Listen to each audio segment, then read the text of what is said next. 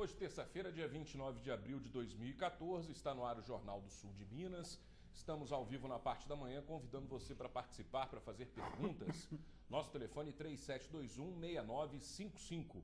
Você participa também pela rede social, dando um curtir na nossa página no Facebook, www.facebook.com/Jornal do Sul de Minas. O nosso entrevistado nessa manhã é o Dr. Gustavo Henrique Manzoli. Ele é delegado regional aqui da região do sul de Minas, de Poços de Caldas, e também atende a diversos municípios. Tudo bom, doutor? Bom dia. Tudo bem, bom dia. Satisfação tê-lo aqui novamente. Satisfação é toda minha. Tá bom. Contamos também com a participação do professor José Afonso Piva. Bom dia, Sobrano. Bom dia, doutor. É um prazer estar com vocês novamente. Bom dia a toda a nossa região. E uma boa noite, né? Quem estiver assistindo aí no nosso tempo. Ok, então vamos começar falando aí a respeito do acontecimento mais recente e que, sem dúvida, o doutor pode colaborar nos esclarecendo em relação à questão do início de rebelião do presídio. Nós temos uma reportagem que foi produzida pela nossa equipe de jornalismo e nós vamos assistir agora. O motim ocorreu na madrugada deste domingo. Houve uma grande movimentação dentro e fora do presídio. A primeira informação da polícia era de que o tumulto teria começado quando um detento tomou uma arma calibre 12 de um policial e fez disparos para o alto. Mas, segundo nota da SUAP, Subsecretaria de Administração Prisional, o motim começou quando os agentes levavam um preso para a cela de triagem. Ao abrirem a grade, alguns presos tentaram sair e atearam fogo em um colchão. Para conter o tumulto, um dos agentes atirou na perna de um dos presos. 4 detentos ficaram feridos e foram socorridos pelo SAMU. Um preso foi transferido ainda de madrugada para o presídio de Pouso Alegre. Hoje, a rotina no presídio de Poços foi considerada normal, porém o local segue com superlotação e com vários problemas estruturais. Casos como esse preocupam, sem dúvida nenhuma, a comunidade, né, doutor? E de que forma isso pode ser melhor controlado? Bom, então, a expectativa, até por uma questão de infraestrutura de segurança pública, é a construção do presídio, que já foi licitado e cuja empreiteira, ao que me parece, até por uma reportagem que eu assisti da TV Poços, já foi contratada, ganhou a licitação e vai iniciar as obras. Então, o primordial para não ocorrerem mais atos dessa natureza, realmente é a construção do novo presídio. Com relação especificamente a esse fato, eu e uma equipe de mais 2 delegados e mais 6 investigadores estivemos no presídio na madrugada do fato, estivemos no local, evidentemente para tomar pé da situação, porque a situação que nos foi passada inicialmente era mais grave do que a que nós encontramos em loco.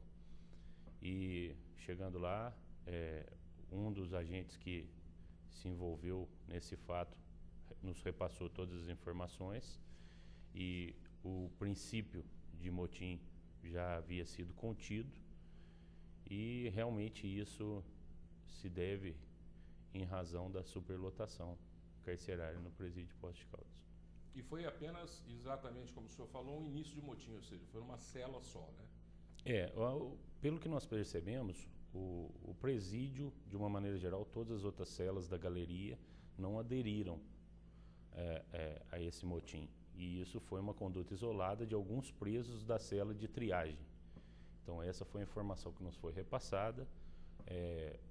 A Polícia Militar registrou um evento de defesa social, nós já encaminhamos para a instauração de inquérito policial para apurar, evidentemente, todas as circunstâncias desse fato, né, que realmente trouxe desassossego à população limítrofe ali do presídio e, evidentemente, às autoridades públicas constituídas. A investigação por parte da Polícia Civil nesses casos é mais fácil, vamos dizer assim, por se tratar de um local só, porque aí eu faço a pergunta da questão da investigação, de como se deu e tudo mais, o procedimento habitual.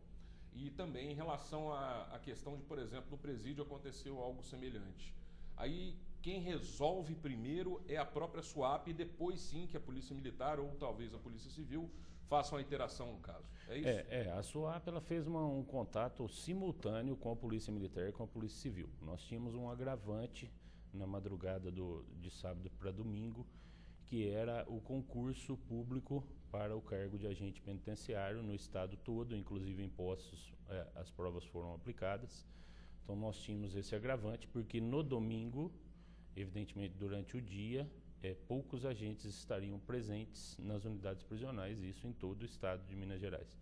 Então, a princípio, nós achamos até que isso poderia ter sido orquestrado anteriormente, para que se fizesse um motim generalizado em várias unidades prisionais do estado. Mas não foi, foi um fato isolado.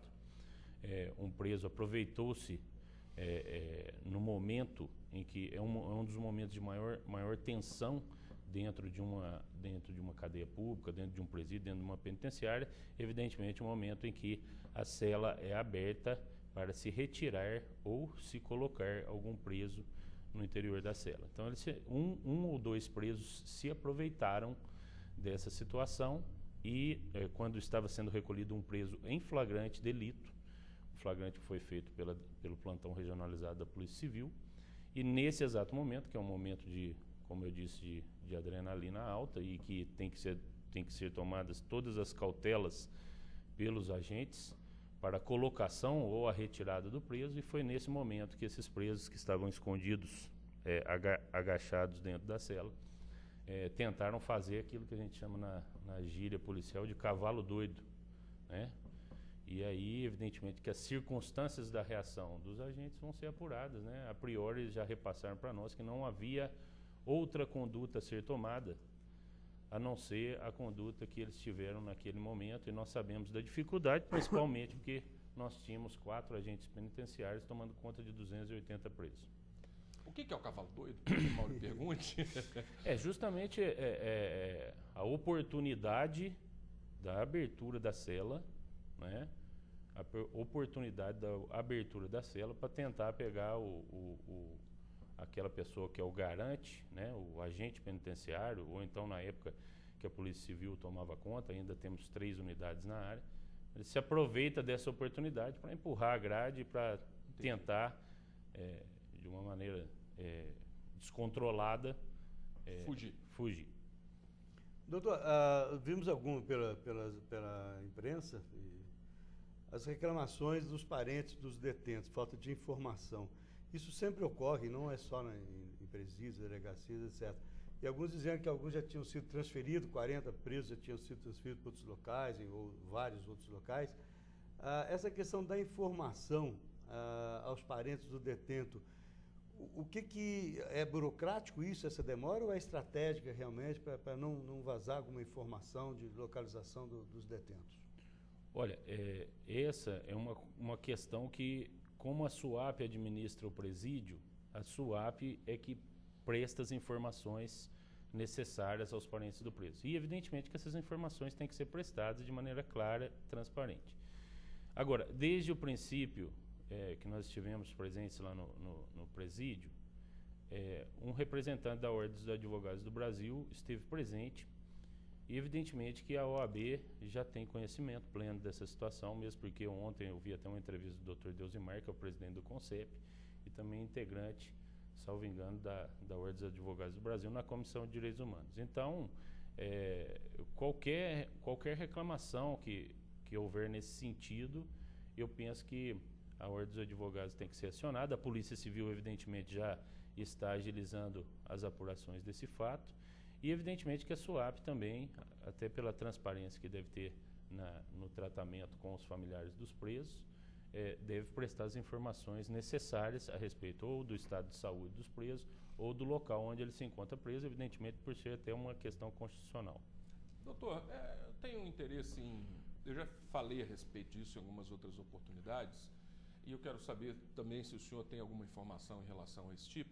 A SUAP opera em todo o estado, né? Faz parte da Secretaria de Segurança Pública, né? Secretaria de Estado de Defesa Social. Secretaria de Estado de Defesa Social hoje é subordinada a essa secretaria, SUAP. Exatamente, né? É uma subsecretaria vinculada à estrutura organizacional da SEDES. E cuida especificamente da questão dos presídios, das cadeias, ela que exatamente está alinhada para fazer a segurança nesses locais. Uhum.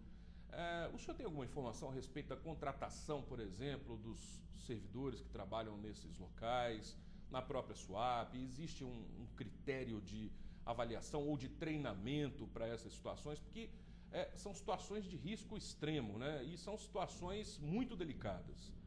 Então, existe alguma coisa nesse sentido, um treinamento específico, alguma triagem nessa seleção de funcionários? Olha, a SUAP é um órgão público novo, praticamente. Foi criado em 2003, né? E é um órgão público que foi criado já com uma estrutura de procedimentos operacionais padrão para serem implantados em todas as unidades prisionais do Estado. Inicialmente, houve uma contratação em massa por um processo seletivo simplificado para a contratação desses agentes.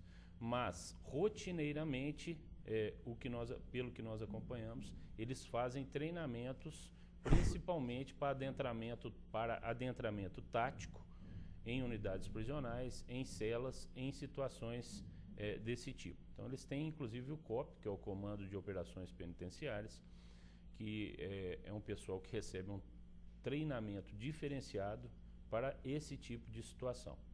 Então, em nível de treinamento, nós temos percebido que realmente a SUAP tem investido nessa questão. E conforme eu falei, agora, recentemente, está sendo regularizada essa situação dos agentes contratados, evidentemente que todos, e aberto ao público em geral, podem concorrer ao concurso, né? Aqui o concurso para o preenchimento das vagas de Poços de Caldas, salvo engano, as inscrições já foram finalizadas e eu imagino que já devam estar ocorrendo, né?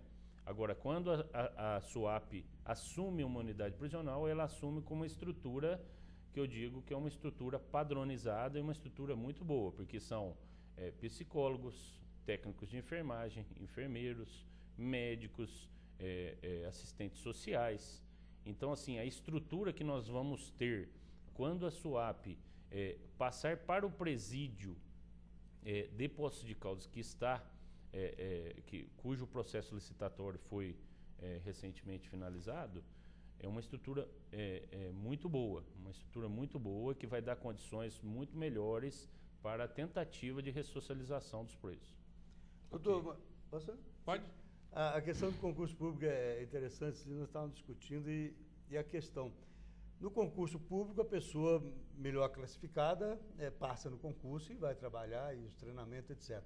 Mas, além disso, tem alguma outra maneira de eliminar, por exemplo, ex-detento ou elementos que estão entrando ali justamente para infiltrar dentro? Como que é feita essa seleção, além do concurso só em nota? Todos os concursos na área de defesa social, e eu penso que até os concursos públicos do Estado, eu falo especificamente dos da área de defesa social, porque são os que eu mais tenho conhecimento a respeito, é feita uma investigação social. Uma sindicância, né? A investigação social, ela tem que ser muito bem feita, né? A responsabilidade daqueles que fazem a investigação social é muito grande, justamente para evitar a entrada de pessoas que podem, numa eventualidade, trazer um transtorno à administração. Ok.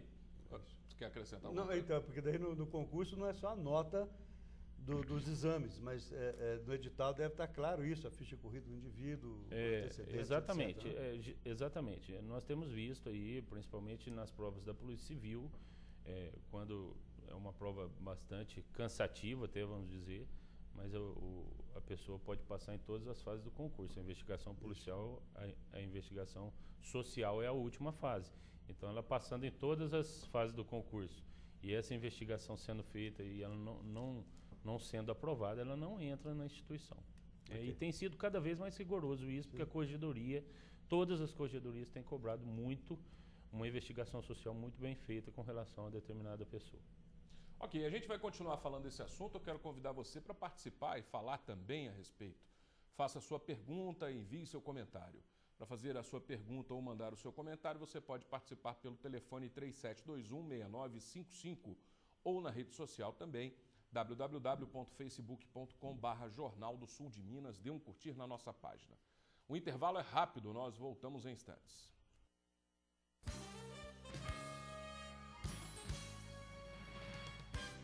Quem gosta de usar dentaduras?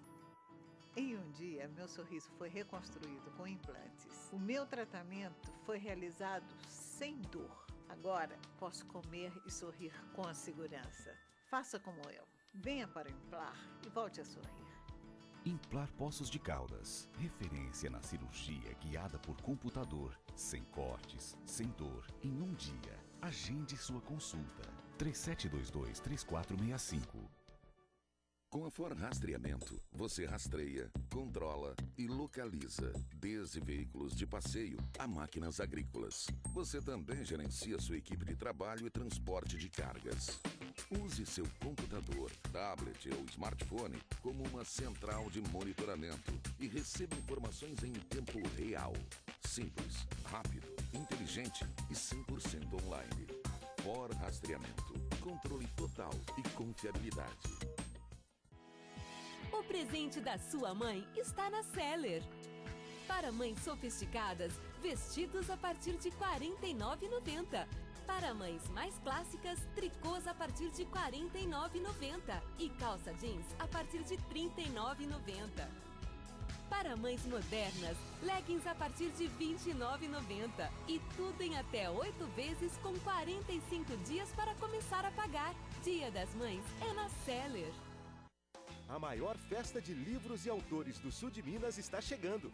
9ª Feira Nacional do Livro de Poços de Caldas e Flip Poços 2014. Livrarias de todo o Brasil e renomados escritores esperam por você. Muita cultura e diversão de 26 de abril a 4 de maio na Urca. Não perca! Entrada franca. Acesse o site e confira a programação. www.flippoços.com. O Hospital Santa Lúcia de Poços de Caldas, Hospital do Coração, apresenta uma inovação espetacular. A mais moderna tecnologia no tratamento de aneurismas e demais doenças vasculares. Cirurgias de varizes com menos cortes. Procedimentos endoarteriais para desobstruções sem cirurgia. O maior centro de hemodinâmica do sul de Minas. Uma das maiores UTIs do estado. E nova ala com hotelaria especial. Hospital Santa Lúcia. Hospital do Coração. Sua segurança.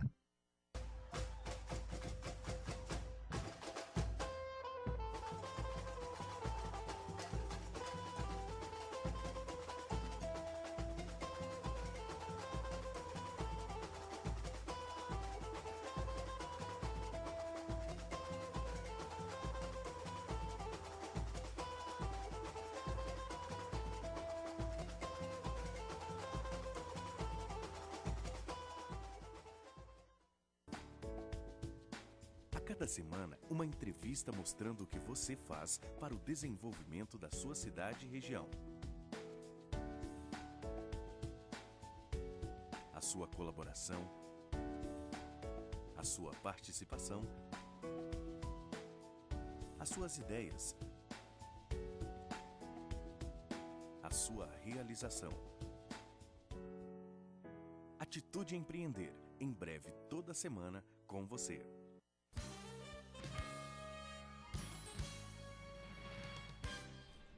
Estamos de volta com o Jornal do Sul de Minas.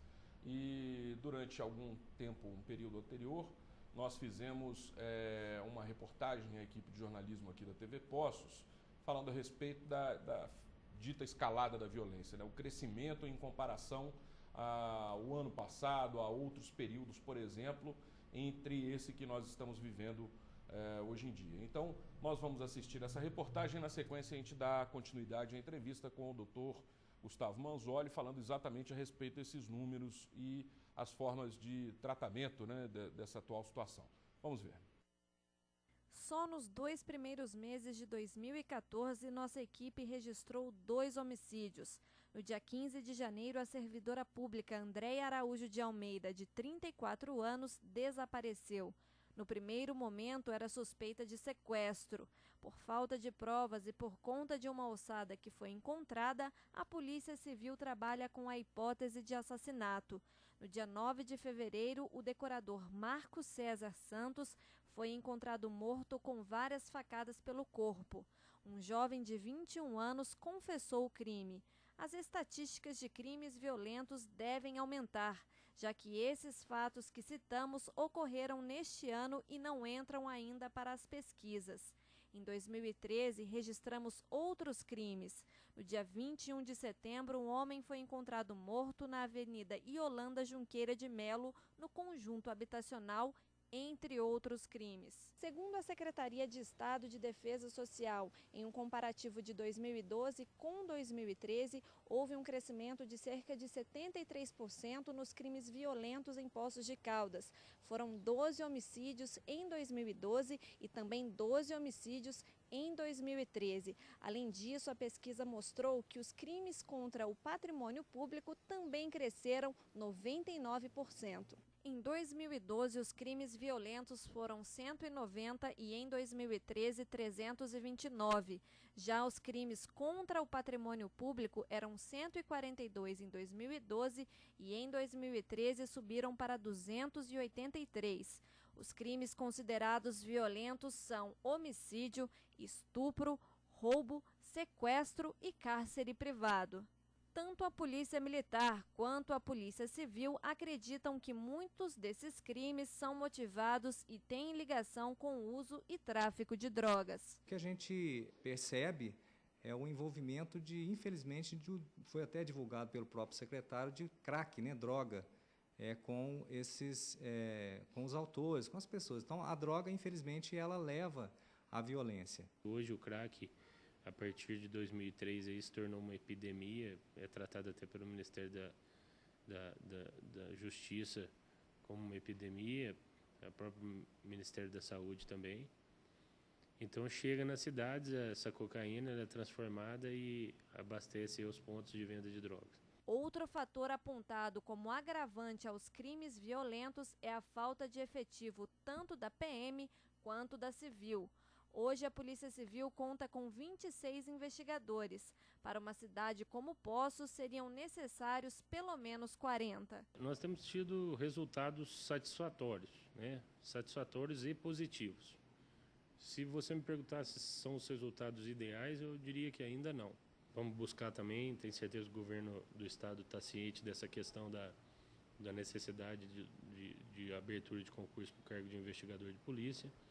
E com esse único claro que ainda resta na Regional de Poços, eu creio que nós vamos conseguir alcançar resultados melhores no tocante à apuração dos ilícitos penais. O maior número de policiais nas ruas, com certeza, vai auxiliar na prevenção criminal. Mas, por isso, o Estado está contratando funcionários civis. Eles, inclusive, estão em fase de concurso, eles estão fazendo os exames médicos. Então, nos próximos dias, nós teremos funcionários civis trabalhando nos batalhões da Polícia Militar. Os representantes da segurança pública da cidade reconhecem o problema e precisam agir o mais rápido possível com medidas emergenciais. Intensificar as operações policiais. Nós tivemos um aumento no número de operações policiais, seja nas divisas do Estado, porque nós estamos aqui fazendo divisa com o Estado de São Paulo, como também na cidade. As blitz policiais, Operação Fronteira, os cumprimentos de mandados de prisão, enfim, todas as operações pertinentes à prevenção criminal. Nós temos direcionado as investigações, principalmente do tráfico, para tentar cortar cadeias de fornecimento de grandes traficantes que atuam na nossa cidade. Esse tem sido o foco do combate ao tráfico de drogas por parte das investigações da Polícia Civil aqui em Poços. Esta socióloga acredita que muitos desses crimes ocorrem por vários fatores, como cidades que crescem de forma desordenada e não conseguem proporcionar melhores condições de vida aos moradores e falta de estrutura familiar. As pessoas, quando não têm uma base familiar, não têm uma estrutura dentro da família, né, e não têm educação, que partindo do berço acontece isso. O alto índice de uso de drogas. Hoje em dia, as pessoas roubam por 10 e matam por R$5 por conta de um consumo de droga. A droga da moda é o crack, né? Tem umas outras piores, mas o crack é aquela droga que é barata, então as pessoas precisam buscar. E outro fator é a questão do consumismo, né? Hoje em dia a gente vive num país capitalista, onde as pessoas cada vez querem mais e buscam cada vez mais. Então isso é um dos fatores preponderantes para o aumento da violência também. Ainda de acordo com ela, para mudar esta realidade a curto prazo, são necessárias medidas emergenciais como investimentos em segurança pública. Mas para mudar as estatísticas, é preciso que o governo invista mais em educação. Quando a pessoa tem uma visão maior de educação e um sentimento melhor de que ela pode vislumbrar um futuro melhor, ela não vai querer estar participando de um crime. Então, quando você tem uma base familiar estruturada, você tem uma escola onde as pessoas possam trabalhar, né? Antigamente, os menores podiam trabalhar. Hoje em dia não se pode, né? Se tem o Estatuto da Criança e do Adolescente que não permite que os menores possam trabalhar. Então, tudo isso precisa de ter escolas capacitadas, cursos profissionalizantes para que esses jovens possam estar ocupando o seu tempo livre e não ficando ocioso. Isso daí é uma das questões que eu acho que é preponderante e que precisa cada vez mais ser fortalecida com a educação. Pois é, é uma reportagem um pouco mais extensa, mas ela nos gera algumas perguntas para a gente dar seguimento aí. A primeira que eu faço para o senhor, doutor, é em relação a uma resposta sua, citando o caso de epidemia de crack. Como conter a epidemia? Bom, além desses fatos que já foram mensurados aí. Bom, até foi o tema da audiência pública na Câmara na semana passada, a questão do crack, a questão das drogas de uma maneira geral. Então nós temos que realmente tratar a questão do crack de forma complexa, multidisciplinar e com a atuação de todos os entes federados, né? Então, em nível federal, evidentemente, uma atuação positiva e efetiva do Ministério da Saúde, no caso daqueles que são usuários e devem necessariamente ser tratados. O Ministério da Educação, evidentemente, para tentar, com a proposta pedagógica adequada, tentar inserir na questão educacional o ensinamento a respeito da prevenção ao uso de drogas. Na questão repressiva em nível federal, evidentemente um fortalecimento da Polícia Federal e uma política de fronteira com um planejamento estratégico. A fronteira brasileira é muito grande, né? Com os países que são produtores, grandes produtores da matéria-prima das substâncias entorpecentes, principalmente a cocaína e a maconha. Então, fazer uma política de fronteira efetiva com um planejamento estratégico nesse sentido e fortalecer a Polícia Federal. Em nível estadual, o governo de Minas, eu falo governo de Minas porque eu tenho acompanhado, tem feito também na seara da educação, na área da saúde e na área da defesa social, tem feito investimentos nesse sentido. Por quê? A prevenção na questão da educação, a Secretaria de Saúde na questão do tratamento daquelas pessoas que são dependentes e, evidentemente, que a prevenção pela Polícia Militar, através do trabalho constitucional que a Polícia Militar desenvolve, e a investigação policial, que é a repressão propriamente dita por parte da Polícia Civil. Isso em nível estadual. E em nível municipal, nós temos visto um esforço também grande nesse sentido, por parte da Secretaria de Saúde, por parte da Secretaria de Educação e também através do próprio Poder Executivo, pelo Grupo de Gestão Integrada Municipal de Segurança Pública, através do COAD, que é o Conselho Municipal Antidrogas, que, né, inclusive eu faço parte e tem se reunido rotineiramente para debater essas questões com propostas que estão sendo levantadas. Inclusive nós vamos ter uma reunião na próxima semana a respeito de planos de ação com relação a comunidades terapêuticas que existem aqui em Poços de Caldas, com relação ao tratamento das pessoas que são dependentes, né? Então, assim, tem que ser combatido nos 3 níveis, né? Federal, estadual e municipal, de forma efetiva, né? E sem muita retórica. A questão tem que ser traduzida em ações. Prática. Né? Em prática, né? Agora, a socióloga na matéria falou muito bem, né? Essa é a causa. Ela elencou muito bem as causas, né, da criminalidade, do uso de substâncias entorpecentes. Então, às vezes, sobra para nós, da segurança pública, realmente combater a consequência. Realmente as causas são a desestruturação familiar, né, o que leva, às vezes, a falta da educação, né, e nós temos aí, com a desestruturação familiar, crianças e até adolescentes sendo cooptados pelo tráfico de drogas, mediante autoria imediata, que a gente chama em direito penal.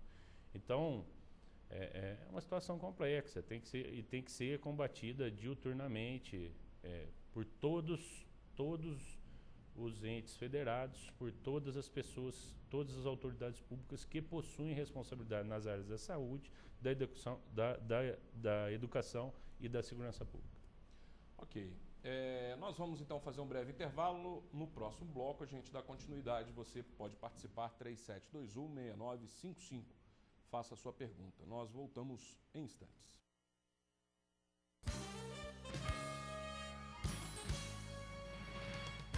O Hospital Santa Lúcia de Poços de Caldas, Hospital do Coração, apresenta uma inovação espetacular. A mais moderna tecnologia no tratamento de aneurismas e demais doenças vasculares. Cirurgias de varizes com menos cortes. Procedimentos endoarteriais para desobstruções sem cirurgia. O maior centro de hemodinâmica do sul de Minas. Uma das maiores UTIs do estado. E nova ala com hotelaria especial. Hospital Santa Lúcia. Hospital do Coração. Sua segurança. Agora você vai poder sorrir como eu, com total segurança. O Implar é um dos mais avançados centros de implantes dentários do país. Une a experiência de seus especialistas, mestres e doutores à mais avançada tecnologia, capaz de devolver o seu sorriso em um dia. Implar, referência na cirurgia guiada por computador, sem cortes, sem dor, em um dia. Agende sua consulta.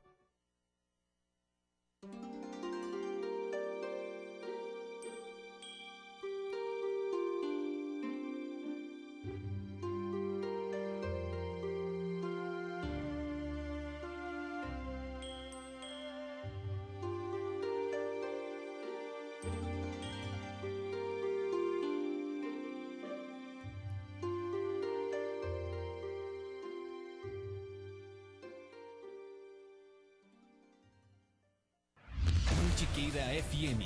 Música, esporte, notícia. As mais tocadas no Brasil. Jornalismo em parceria com as principais agências do país. Esporte de qualidade nas mais importantes competições. Campeonato Mineiro, Brasileiro, Copa do Brasil, Libertadores da América. Mantiqueira FM. Mantiqueira FM. A original de Poços. As pessoas se sentem cada vez mais próximas e conectadas com o mundo lá fora. Mas quem procura expandir seus horizontes de verdade, sabe que só um ensino de qualidade é capaz de te levar aonde você realmente quer estar, não importa qual seja o seu ponto de partida. Inscreva-se hoje mesmo na Unicesumar e conte com o apoio de uma das melhores instituições de ensino do país, segundo o MEC. Acesse unicesumar.edu.br e estude aí mesmo, em sua cidade, em sua casa, onde você estiver. Unicesumar, você sem distância do conhecimento.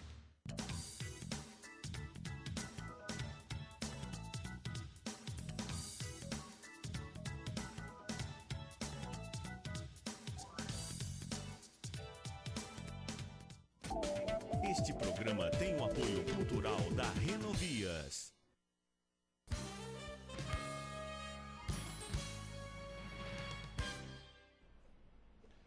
Estamos de volta com o Jornal do Sul de Minas. Neste terceiro bloco, o Piva ficou com uma pergunta pendurada no bloco anterior ali. Pode fazer agora. Doutor Gustavo, a questão do estatuto do menor, da criança e do adolescente, e no Congresso até estavam para rever a idade, né, da responsabilidade. Qual que é a sua opinião sobre isso, com relação também às drogas e o adolescente estar na rua o tempo todo e não podendo trabalhar?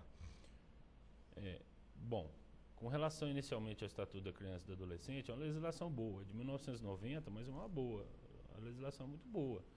Agora, o que acontece é a questão da efetividade da legislação, né? Então, nós temos várias leis no nosso país, principalmente na área criminal, na área processual penal também, que são leis que algumas, não todas, têm pouca efetividade na aplicação. São as leis que não pegam. Porque às vezes a legislação ela é feita, mas o aparato estatal não está pronto para receber essa demanda da legislação que foi feita. Então o que acontece? Hoje, por exemplo, qual que é o principal problema com relação à questão do adolescente? Que se fosse efetivamente aplicado o ECA, nós não teríamos sequer discussões a respeito da redução da maioridade penal. Qual que é o principal questionamento? A efetividade da legislação. Por quê? Porque o Estado, às vezes, na maioria das vezes, não tem vagas suficientes para a internação desses adolescentes naquilo que é chamado de centro socioeducativo, né? Que seria um centro de tentativa de recuperação desse jovem, né? Para que, atingindo a maioridade, ele pudesse, em tese, se reinserir na comunidade. Então, num primeiro momento, nós temos a falta de efetividade do ECA. Num segundo momento, nós temos realmente que travar um debate, e isso foi levado ao Congresso Nacional, mas esse debate ele tem que, eu penso que ele tem que se prolongar um pouquinho mais, né? Porque o jovem com 16 anos, lhe é facultativo votar, né? Sim. Existem projetos para que o jovem possa dirigir já com 16 anos, né? Com 16 anos ele já pode ser contratado como aprendiz, né? Para trabalhar em empresas. E, enfim, a tônica da questão da imputabilidade do adolescente gira em torno do chamado critério biopsicológico no que tange a imputabilidade penal, né? Então, o critério que é adotado é só com base na idade, ou seja, até 18 anos, de 12 a 18 anos, ele é inimputável. Ou melhor, de 12 a 18 ele é inimputável. E o que acontece? O critério que teria que ser adotado e teria que ser estudado é o biopsicológico, ou seja, a questão da idade somada à capacidade do jovem de entender o caráter ilícito do fato que ele está cometendo. E hoje, pelo que nós temos conhecimento na prática, o Ministério Público também, o Poder Judiciário igualmente, um jovem de 16 anos está em plena formação e tem pleno conhecimento do caráter ilícito daquilo da conduta que ele está cometendo.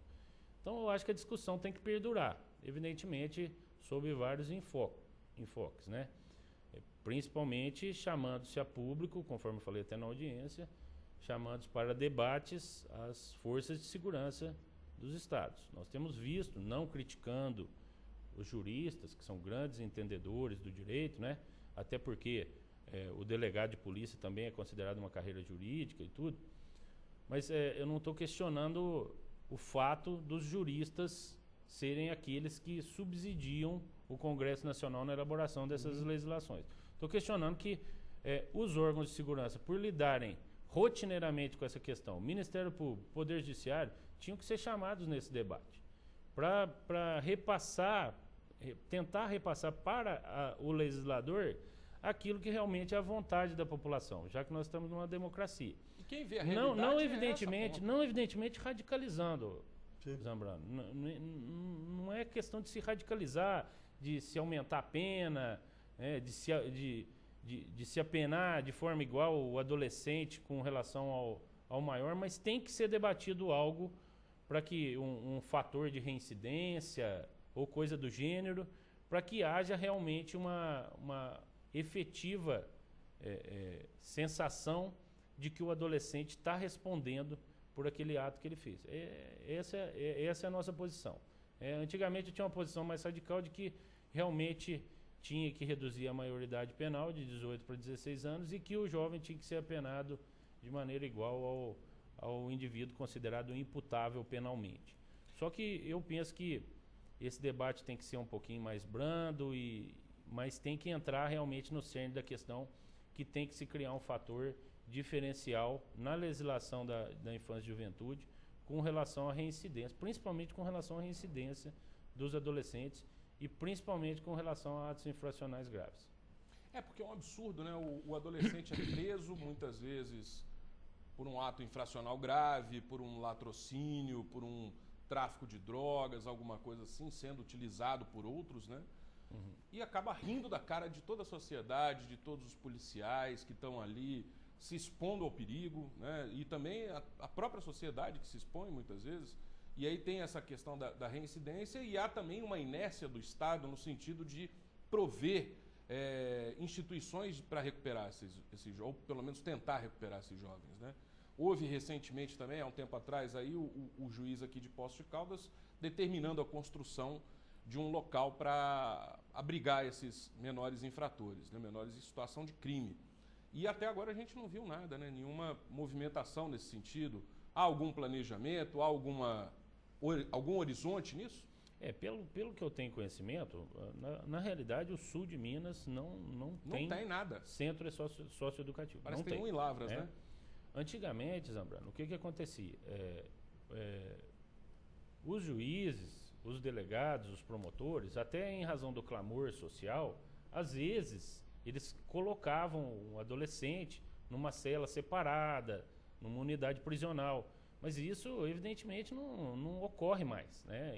É certo que o adolescente, hoje, pelo que o CNJ já estabeleceu para a justiça, principalmente da infância e juventude, como alvo principal, é que o adolescente só pode permanecer numa unidade prisional, numa cela separada, até 5 dias. Né? E, evidentemente, por atos infracionais graves. Então, aqui no sul de Minas não se tem conhecimento a respeito de centro socioeducativo. Nós temos uma previsão, né, que a SEDES, o próprio secretário de Estado de Defesa Social já repassou essa informação numa reunião que ocorreu aqui em Poços de Caldas, de que em Passos está sendo adaptado um prédio público do Estado para um centro socioeducativo. Nós esperamos que esse centro socioeducativo possa abarcar, evidentemente, a questão dos adolescentes infratores daqui de Poços de Caldas. Porque, na realidade, professor, o que acontece aqui em Poços de Caldas, o universo de adolescentes envolvidos em atos infracionais graves e que poderia gerar uma internação não passa de 10. Tá. De 10 a no máximo 15 adolescentes. 10 a 15 no máximo. Então, assim, não são muitas vagas para uma cidade do porto de Poços de Caldas. Claro. Então, são 10 que, numa triagem, eles iriam para a internação. São os top reincidentes, né? Então, não são muitos. Então, o que acontece? Numa realidade do sul de Minas, um centro fosse construído em Passos ou na nossa região, o que seja, ele daria conta do recado. Mas, evidentemente, que teria que ter uma infraestrutura, porque não é só jogar o adolescente. Claro. Esse é o problema maior. Não é só jogar o adolescente ali, não. Tem que ter uma tentativa de reeducação desse jovem. Ok, tem pergunta aí para continuar o dia inteiro falando aqui, mas o nosso tempo infelizmente acabou. É sempre muito proveitosa a sua presença aqui, viu, doutor?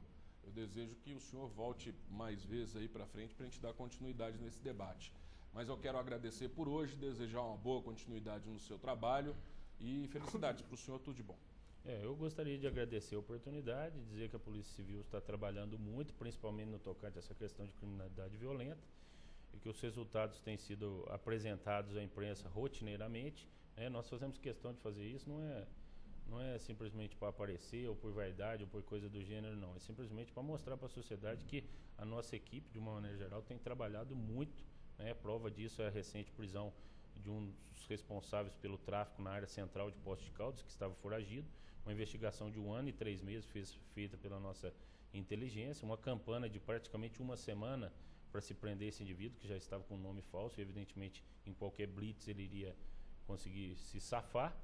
Então, assim, nós temos trabalhado muito, e todos os indivíduos que têm sido destaque no crime aqui, eu falo pelo destaque porque no tocante à criminalidade, o indivíduo vai atingindo um certo status dentro do crime. Todos dentro da hierarquia dele. Só que isso traz um ponto positivo para ele e um ponto negativo. O ponto negativo é que a Polícia Militar e a Polícia Civil têm atuado fortemente no sentido de anular e retirar esses indivíduos de circulação, e todos, sem exceção, vão ser retirados.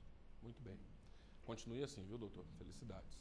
Eu também me despeço aqui do Piva, grato pela colaboração, viu? Muito obrigado, Carlos Zambrano. Doutor, foi um prazer estar contigo aqui. Esse crescimento é a nossa comunidade. Esperamos que aquela estatística para o ano que vem diminui, né, de criminalidade em Poços de Caldas, região. E nós somos uma cidade bem pacífica, não tem, essa estatística não pode ser aumentada. Legal, eu também me despeço desejando a você uma boa terça-feira. Amanhã cedo estaremos de volta. Até lá. Tchau, tchau.